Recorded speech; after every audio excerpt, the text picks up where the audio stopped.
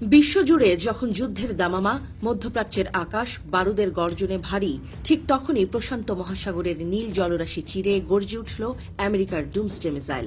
একদিকে Iran Israel যুদ্ধ নিয়ে কাঁপছে দুনিয়া, আর অন্যদিকে পেন্টাগন পরীক্ষা করল এমন এই মরণাস্ত্র যা নিমিষেই মুছে দিতে পারে পৃথিবীর যে কোনো মানচিত্র। এটা কি শুধুই শক্তির প্রদর্শন, নাকি আসন্ন মহাপ্রলয়ের সংকেত? ৩রা মার্চ, ক্যালিফোর্নিয়ার ভ্যান্ডেনবার্গ স্পেস ফোর্স বেস।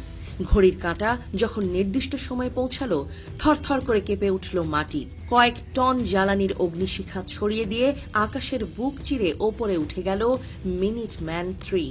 এটি নিছক কোনো রকেট নয়, এ যেন স্বয়ং যমরাজ। পারমাণবিক অস্ত্র বহনে সক্ষম এই আন্তঃমহাদেশীয় ব্যালিস্টিক ক্ষেপণাস্ত্র কয়েক মুহূর্তের মধ্যেই হারিয়ে গেল মেঘের আড়ালে। কেন এই ক্ষেপণাস্ত্রকে বলা হয় ডুমসডে মিসাইল? সমর বিশেষজ্ঞদের মতে এই মিনিটম্যান 3 একবার সক্রিয় হলে পৃথিবীর আর কোনো নিরাপদ কোণ অবশিষ্ট থাকবে না। এর তেজস্ক্রিয়তা এবং ধ্বংসলীলা মানব সভ্যতাকে ঠেলে দিতে পারে চিরকালীন অন্ধকারে। ১৩,০০০ কিলোমিটার পাল্লার এই মরণাস্ত্র পৃথিবীর যে কোনো প্রান্তে পৌঁছে আঘাত হানতে সক্ষম। আর ক্যালিফোর্নিয়া থেকে উৎক্ষেপণ করা এই দৈত্যাকার অস্ত্রটি হাজার হাজার মাইল পথ পাড়ি দিয়ে আছড়ে পড়ল মার্শাল আইল্যান্ডের নির্দিষ্ট লক্ষ্যে। আমেরিকা দাবি করছে এই পরীক্ষা বহু বছর আগেই পুনর্নির্ধারিত। এর সাথে নাকি বর্তমান বিশ্ব পরিস্থিতির কোনো যোগ নেই। কিন্তু প্রশ্ন উঠছে টাইমিং নিয়ে। ঠিক যখন ইরান এবং আমেরিকার মধ্যে রক্তক্ষয়ী যুদ্ধ শুরু হয়েছে, যখন মধ্যপ্রাচ্যের পরিস্থিতি নিয়ন্ত্রণের বাইরে, ঠিক তখনই কেন এই পরীক্ষা? পেন্টাগনের এই যুক্তিকে কি আসলেই বিশ্বাস করছে বিশ্ববাসী, নাকি এর আড়ালে লুকিয়ে আছে অন্য কোনো প্রচ্ছন্ন হুমকি? গত শনিবার থেকে বদলে গেছে মধ্যপ্রাচ্যের মানচিত্র। আমেরিকা এবং ইসরায়েলি বাহিনীর যৌথ হামলায় নিহত হয়েছেন ইরানের সর্বোচ্চ নেতা আয়াতুল্লাহ আলী খামেনি।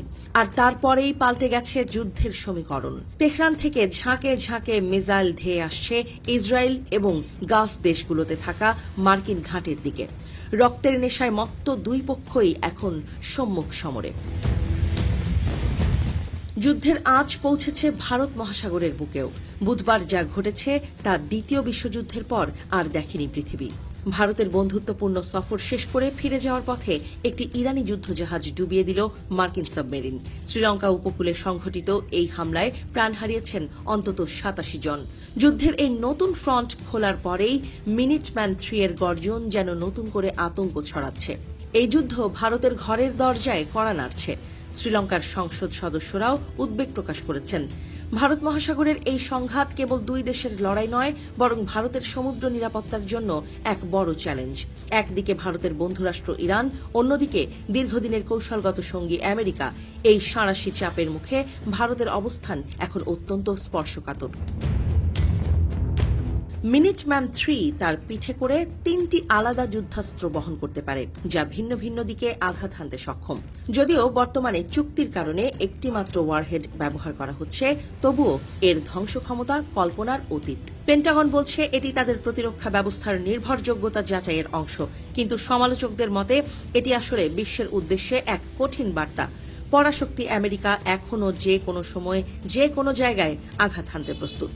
মহাকাশ থেকে যখন এই মিসাইলের রি এন্ট্রি ভেহিকলগুলো আছড়ে পড়ছে, তখন প্রশ্ন উঠছে, মানুষ কি তবে শান্তির পথ চিরতরে হারিয়ে ফেলল?